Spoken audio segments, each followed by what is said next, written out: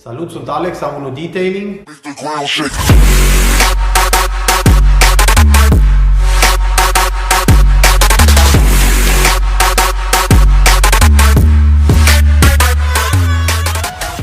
Pentru că sunt și mobil, în ultimele săptămâni am lucrat doar afară.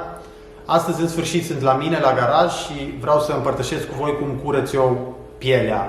Tocmai am terminat interiorul unei mașini pentru un client de-al meu și am să împărtășesc și cu voi cum curăț eu pielea auto sau chiar pielea în general. Merge aceeași tehnică, o puteți folosi și pentru mobila de acasă.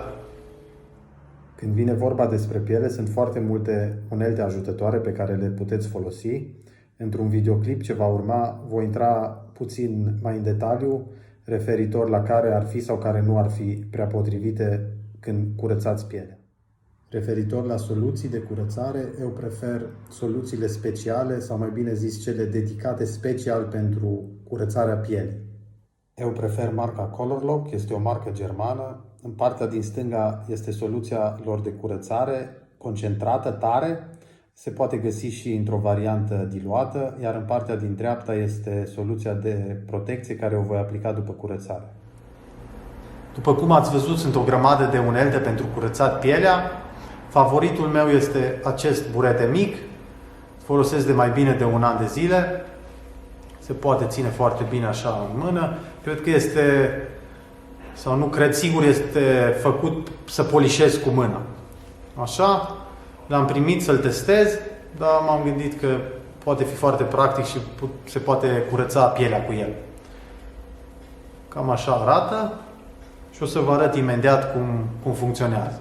Candidatul nostru de astăzi nu va fi un scaun auto, pentru că interiorul mașinii era negru și nu se vedea așa, nu se vedea o diferență așa bună. Am făcut în orice caz poză, am să le adaug și pozele.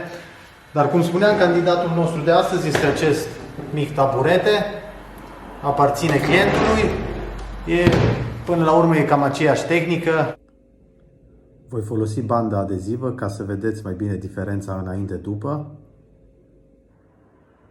Dacă aveți aer comprimat, eu recomand ca înainte să vă apucați de curățat, să suflați toate firmiturile și mizeria din cutele scaunului. În lipsa unui compresor cu aer puteți folosi o pensulă și aspiratorul. La vârful pistolului eu folosesc acest cap de cauciuc care ajută la prevenirea zgrieturilor atât la interior cât și la exterior. Eu mai folosesc o soluție pH neutrală foarte, foarte diluată, doar pentru a umezi ușor suprafața înainte de curățare. Aceeași soluție de mai devreme, doar într-o sticluță mai mică care distribuie soluția sub formă de spumă. După care trec la curățarea suprafeței de jos în sus, de la stânga la dreapta, cum vreți voi. Acum depinde și de intensitatea murdăriei. Următorul pas ar fi ștergerea suprafeței cu un prosop de microfibră. Dacă aveți aer comprimat, puteți, bineînțeles, grăbi puțin procesul de uscare. Pentru cutele scaunului, eu recomand să folosiți o pensulă cu puțină soluție în vârf. Și acum să vedem diferența. Eu cred că se vede totuși o diferență între partea din stânga și partea din dreapta.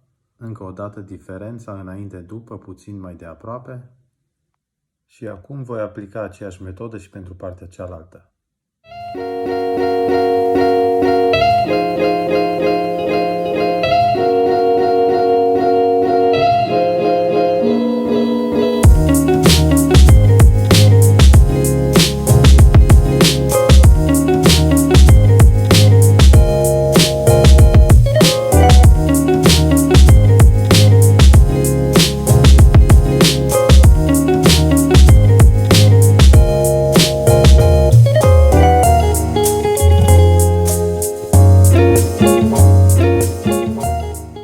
Următorul pas ar fi aplicarea protecției. Este aceeași soluție de mai devreme, doar într-o sticluță mai mică. Ea are și rol de hidratare. Eu folosesc aici un aplicator pentru protecția ceramică, dar voi puteți folosi orice aplicator de sealant sau de ceară din spumă. Chiar și un prosop de microfibră funcționează la fel. Eu recomand să răspândiți bine și uniform soluția, după care o puteți lăsa să se usuce de la sine sau dacă aveți aer comprimat puteți grăbi procesul de uscare. Și cam așa arată rezultatul final, o suprafață mată și foarte nete de la atingere. Cam asta a fost. Tehnica este aceeași și dacă curățați un scaun auto. În viitor, când o să am un candidat cu o culoare deschisă, un alb sau un galben, am să vă arăt aceeași tehnică și pe un scaun auto. Sper ca sfaturile mele să vă folosească. Sănătate și spor la treabă la toată lumea!